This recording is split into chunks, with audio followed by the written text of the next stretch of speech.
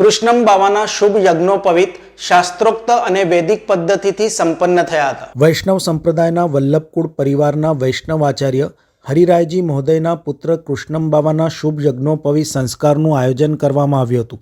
4 દિવસના ભવ્ય શાસ્ત્રોક્ત અને વૈદિક પદ્ધતિથી તેઓના યજ્ઞોપવિત સંસ્કાર સંપન્ન થયા હતા। 15મી તારીખથી શરૂ થયેલ યજ્ઞોપવિત સંસ્કારની શરૂઆત 15મી જાન્યુઆરીથી થઈ હતી, જેમાં 56 ભોગનું આયોજન કરવામાં આવ્યું હતું, જ્યારે તારીખ 16મીએ ગૃહ શાંતિ તથા હાલારી રાસનું આયોજન કરાયું હતું।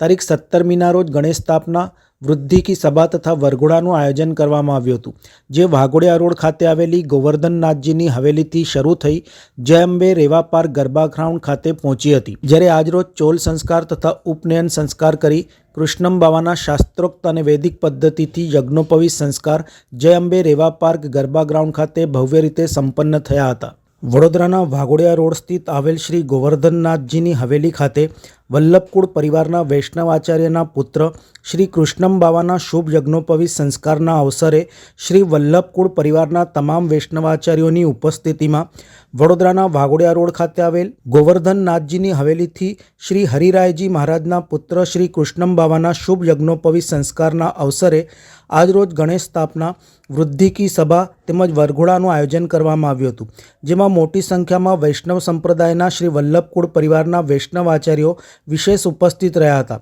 જેમાં વૈષ્ણવ સંપ્રદાયના અગ્રણી અને સમાજના આદરણીય કાકરોલી નરેશ ડૉક્ટર વાગીશકુમાર મહારાજ, દ્વારકેશલાલજી મહારાજ, આનંદના વિક્કી બાવા મહારાજ તથા અન્ય વલ્લભકુળ પરિવારના તમામ વૈષ્ણવાચાર્યોએ ઉપસ્થિત રહી યજ્ઞોપવિત ધારણ કરનાર કૃષ્ણમ બાવાને આશીર્વચનો સાથે આશીર્વાદ આપ્યા હતા।